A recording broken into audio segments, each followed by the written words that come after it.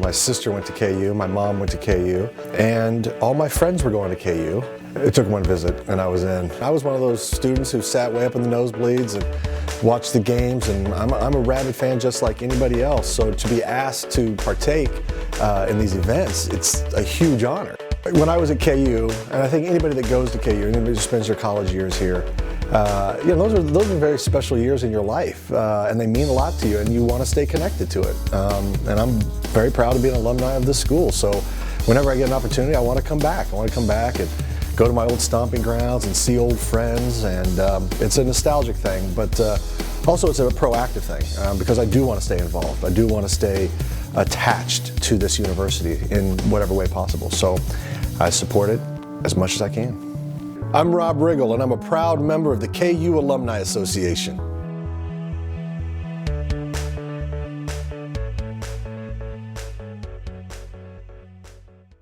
Hi, my name's Anna. My name is Nathan. Hello, my name is Jordan. I'm Tamaya, and this is my home on the hill.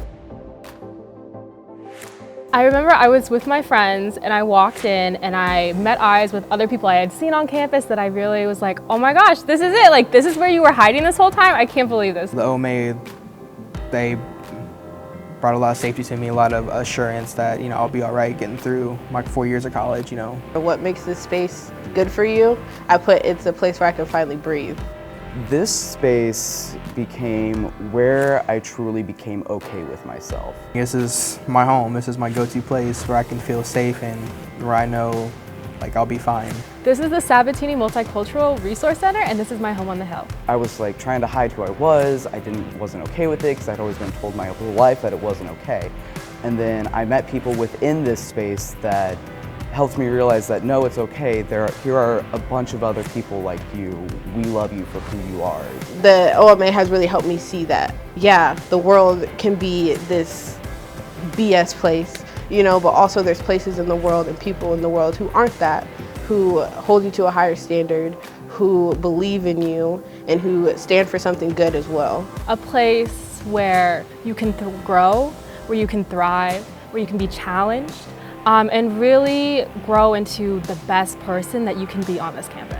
Sabatini is a place where you can find yourself, reinvent yourself if you need to, get away from those problems that you may have, whether it be with roommates or at home, personal problems. They're here for you, and they'll help you along the way. They'll guide you to the path that you want to be at. If you need a place to breathe, if you need a place to just be yourself authentically and show up into a space authentically without shame and without doubting yourself, the OMA is definitely that place.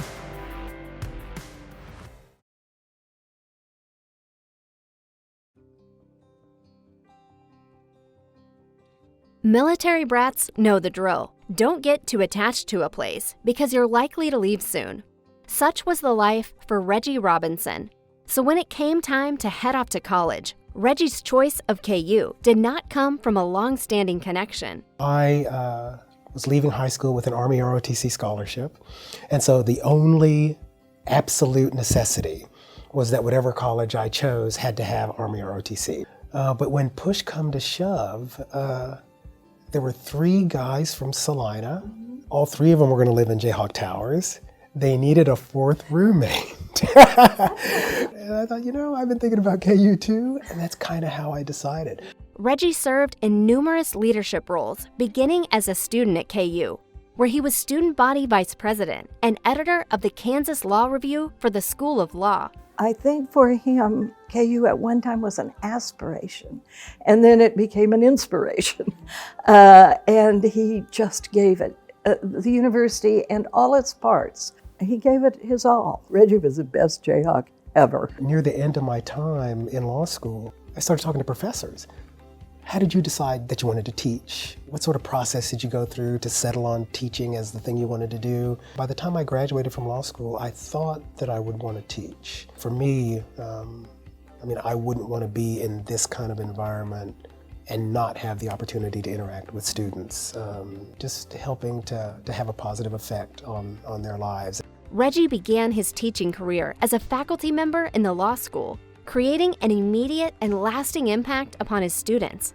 After he returned to the Hill later in his career, he continued to teach in the University Honors Program. I loved KU, I loved the law school experience. For me, I could tell right away, yeah, this is a match for me. I mean, one of the really important aspects of my experience as a student at KU and what made it so much fun to be a part of the faculty was that it was a law school environment where really good, high quality teaching was valued. Well, law school is kind of overwhelming at first. It's such a different method of learning, the Socratic method. But Reggie's class was a class where, I think everyone felt relief when it was time for his class, because even though he still used the Socratic method, even though he was still tough, he would actually joke with us. He had a way of making you feel comfortable. The conversations after class, I mean, we would sit there and talk for 5-10 minutes after class, and I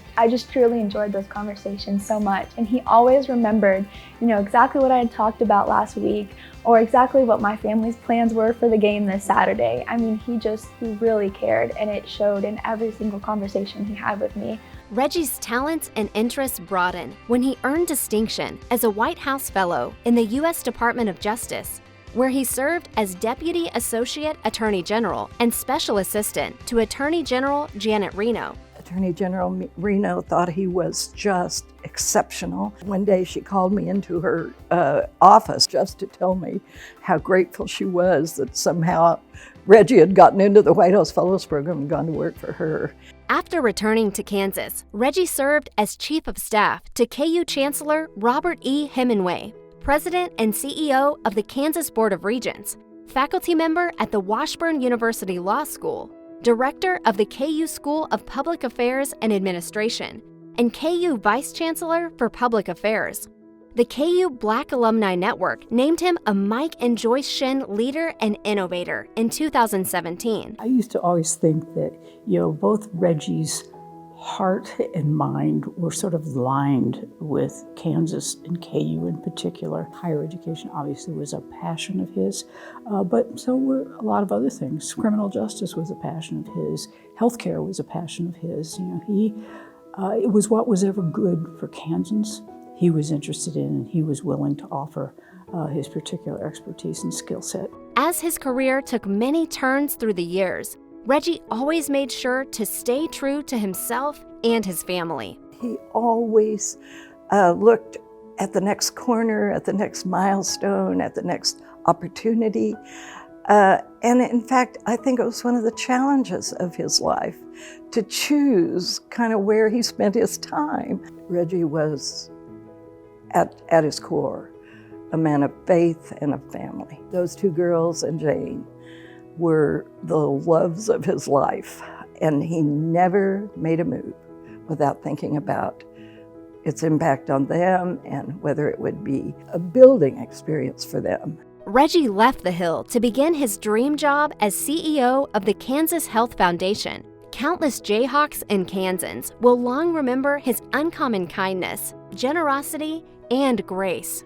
As the ideal servant leader and teacher, he cared deeply about people, and he will continue to inspire the best in those who knew him. I think the mark of a great leader is that you aren't exactly training them, that it's the mentor relationship goes both ways. And I think one of the reasons he loved students was he learned so much from them. I think a lot of times in just the college experience, we are pushed to focus on leadership positions. And I think that what he really tried to get across to us was that you can be a leader anytime, any place, you just have to choose to be. And he was so impressive in terms of his career and all the different things that he did, but he was way more impressive for the human being that he was, for the soul that he had. And that's what really makes him special.